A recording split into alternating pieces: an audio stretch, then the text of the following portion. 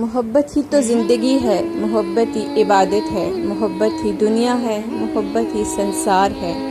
انسان سے محبت نکال دو تو باقی صرف درندگی رہ جاتی ہے۔ وہ مرد بھی کتنے خوبصورت ہوتے ہیں نا جو اپنے ہم سفر کو بے پناہ محبت عطا کرتے ہیں۔ فرینڈز، آج میں آپ کو کسی کی زندگی پر بیتی محبت کی ایک بہت ہی پیاری داستان سناؤں گی جسے سن کر آپ کی زندگی بدل جائے گی۔ اس کے ساتھ میں آپ کو بتاتی چلوں کہ میرا ایک سیکنڈ چینل ہے اردو سینٹر کے نام سے، جس پر میں اردو موٹیویشنل سٹوریز اپلوڈ کرتی ہوں۔ اگر آپ چاہیں تو اسے وزٹ کر سکتے ہیں، اس کا لنک میں آپ کو ڈسکرپشن میں دے دوں گی۔ وہ عورت بھی کتنی حسین ہوتی ہے نا جو اپنے شہزادے کی سانس میں سانس لیتی ہے۔ یاد رہے ہم نکاح کے بعد والی محبت کی بات کر رہے ہیں۔ صدف کے بابا نے 2 شادیاں کی تھی۔ پہلی بیوی سے 7 بیٹیاں تھیں۔ بابا کو بیٹا چاہیے تھا، اس لیے انہوں نے دوسری شادی کر لی اور دوسری بیوی سے 2 بیٹے اللہ نے دیے۔ پھر ساری محبت دوسری بیوی کے لیے ہوگی۔ پہلی بیوی اور بچوں کو اگنور کرنے لگے۔ بیٹیوں کو کہہ دیا کہ اپنا اپنا جہیز خود بنانا، جب بنا لو تو بیاہ دوں گا۔ ہر دوسرے دن گھر میں بھوک افلاس کی وجہ سے جھگڑا ہوتا۔ بابا ماں کو مارتے، گالیاں دیتے۔ پھر بڑی بہنوں کی ایک ایک کر کے شادی ہو گئی۔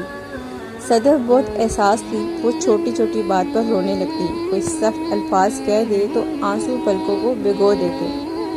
شادی سے ڈر لگتا تھا، اگر بابا جیسا ہم سفر ملا تو کیا کروں گی۔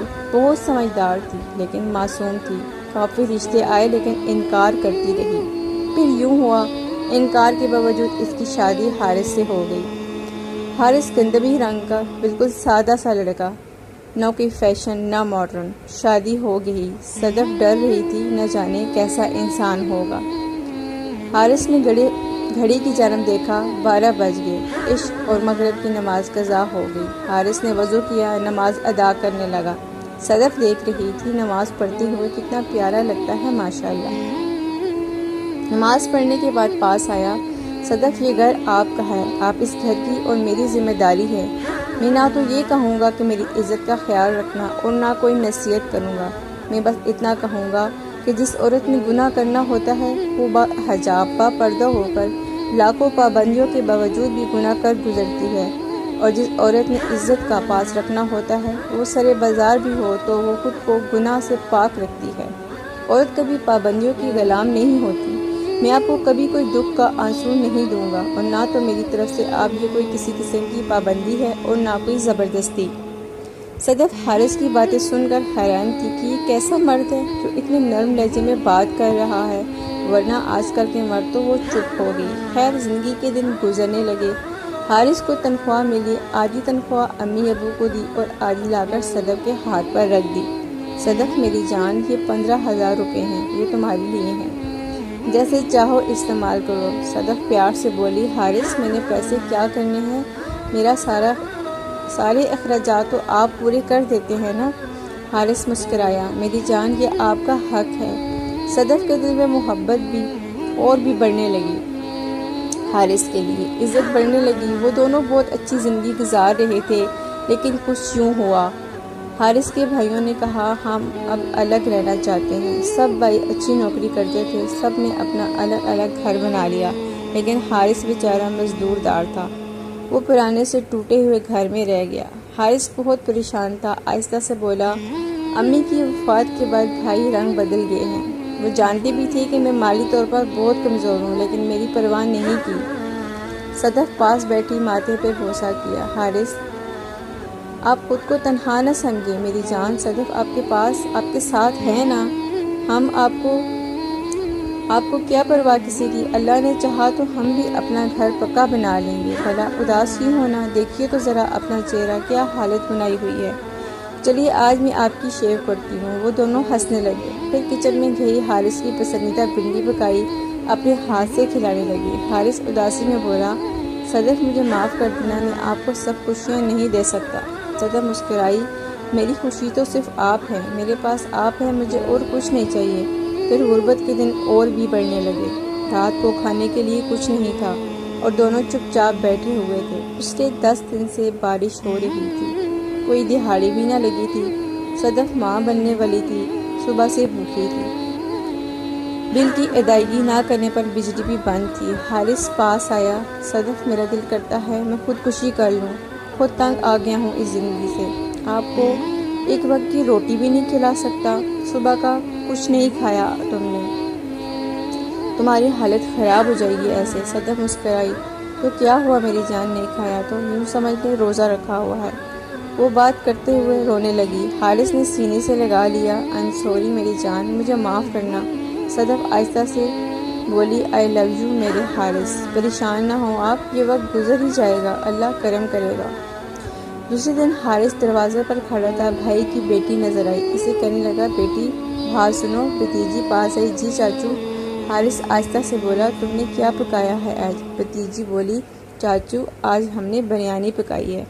حارث بولا جا چوری سے ایک پلیٹ لا دو، مجھے کسی کو بتانا نہیں۔ بھتیجی گھر گئی، اپنی ماں سے کہنے لگی چاچو کہہ رہے ہیں ایک پلیٹ بریانی دے دو۔ ماں نے ڈانٹا تو اس فقیر کے پاس گئی کیوں تھی، دفع کر اسے، ہم نے کوئی لنگر خانہ نہیں کھول رکھا۔ وہ انتظار کرتا رہا لیکن بھتیجی نہ آئی۔ دوسرا دن تھا، وہ بہت بھوکے تھے، بارش ابھی بھی ہو رہی تھی۔ حارث نے اپنا موبائل بیچ دیا، پھر کچھ کھانا خرید کر گھر لایا، خود اپنے لیے کھانا نہیں خریدا۔ گھر آیا، مسکراتے ہوئے بولا صدف دیکھو کیا لایا ہوں میری جان، تمہارا فیوریٹ پیزا۔ صدف چونک گئی۔ حارث پیسے کہاں سے لیے آپ نے؟ حارث مسکراتے ہوئے ارے جان سب باتیں بعد میں کریں گے، پہلے کھانا کھا لو نا۔ صدف پاس بیٹھی پیار سے بولی حارث یہ پیسے کہاں سے لیے آپ نے؟ حارث پھر مسکرایا۔ او جی کر لو بات، موبائل خراب تھا، میں نے سوچا نیا لے لوں گا، پرانا آواز بھی ٹھیک سے نہیں آتی تھی اس میں، وہ بیچ دیا۔ صدف نے حارث کا ہاتھ چوم لیا۔ حارث کیا ضرورت تھی، آپ بھی نہ اپنے ہاتھ سے کھانا کھلایا۔ صدف سوچنے لگی امی کو بتاؤں گی تو اپنی حالات تو پریشان ہو جائیں گی، پہلے ہی بابا ہم کو منہ نہیں لگاتے۔ صدف حارث سے کہنے لگی حارث میری جان ایک بات پوچھوں آپ سے؟ حارث نے ہاں میں سارے لایا۔ جان کیا محلے کے بچوں کو ٹیوشن پڑھا لیا کروں، ساتھ میں کپڑے بھی سلائی کرنا شروع کر دیتی ہوں۔ حارث آہستہ سے بولا صدف پہلے ہی آپ کی صحت ٹھیک نہیں ہے، خود کو کیوں تھکاؤ گی؟ لیکن صدف نے بچوں کو ٹیوشن پڑھانا شروع کر دیا۔ حارث بھی کام پہ جانے لگا۔ اللہ نے ان کو بیٹا عطا کیا۔ صدف پڑھی لکھی تھی، بچوں کو بہت پیار سے پڑھاتی تھی، سب لوگ اپنے بچوں کو صدف کے پاس بھیجتے۔ اللہ نے کرم کیا، 2 وقت کی روٹی صدف کمانے لگی، جو پیسے حارث کماتا وہ بچا لیتی۔ دونوں نے بہت محنت کی، صدف قدم کے ساتھ قدم ملا کر چلتی رہی۔ پھر اللہ پاک کا کرم ہوا، انہوں نے گھر بنا لیا۔ صدف نے ایک چھوٹی سی اکیڈمی بنا لی، دیکھتے ہی دیکھتی زندگی خوشگوار ہو گئی۔ صدف اکیڈمی میں بچوں کو پڑھا رہی تھی۔ حارث نے کچن میں کھڑے ہو کر فون کیا صدف میں نے دال چاول بنا دیے ہیں، اب برتن تم نے دھونے ہیں، اب میں بازار جاؤں تھوڑی دیر کے لیے دوستوں کے پاس۔ صدف آہستہ سے بولی حارث گھر میں آپ کو سکون نہیں ہے کیا؟ جائیں لیکن 1 گھنٹے بعد واپس آ جانا۔ اصل میں دونوں میں ایک دوسرے سے وفا نبھائی تھی، ہر حال میں ساتھ رہے، ایک دوسرے کی عزت کی، ایک دوسرے کو سمجھ کر چلے، صبر سے کام لیا۔ آج صدف کے 3 منزلہ گھر ہے، حارث نے گارمنٹ کی بڑی دکان بنا لی ہے، اکیڈمی اب اسکول میں بدل چکی ہے۔ اللہ نے رحمتوں کی برسات کر دی ان پہ۔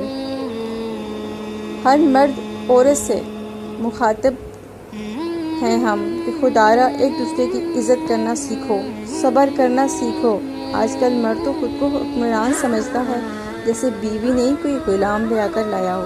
کھانا ٹھنڈا دینے پر گالی، خواہش ظاہر کرنے پر گالی، حق مانگنے پر گالی، خاموش رہنے پر ظلم کی انتہا کرتے ہیں بیوی کو۔ اور دوسری جانب عورت بھی کم نہیں ہے، اچھا موبائل نہیں لے کر دیا تو جھگڑا، عید پہ نئے کپڑے لے کر نہیں دیے تو جھگڑا، کبھی الگ رہنے کے ضد تو کبھی خرچہ نہ ملنے پہ تماشا، اور پھر رفتہ رفتہ گھر اجڑ جاتے ہیں۔ یہاں ہر عورت کو صدف اور ہر مرد کو حارث بننا ہوگا، ہر حال میں ایک دوسرے کا ساتھ نبھانا، ایک دوسرے سے وفا کرنا، سب سے بڑھ کر ایک دوسرے کی عزت کرنا۔ جب میاں بیوی میں محبت قائم ہو تو اللہ بھی رحمت برساتا ہے۔ حالات کیسے بھی ہوں، مقام کوئی بھی ہو، ہاتھ میں ہاتھ تھامے ایک دوسرے کا ساتھ نبھانے کا نام ہی نکاح ہوتا ہے۔ گھروں کو اجاڑنے سے بہتر ہے چھوٹی سی زندگی میں محبتیں آباد کریں۔ سمجھو تو زندگی سے حسین کچھ بھی نہیں۔ انا غرور اور نہ سمجھی کے کام لوگے تو زندگی سے بدتر کچھ بھی نہیں۔ فیصلہ آپ کا ہے، صرف آپ کا۔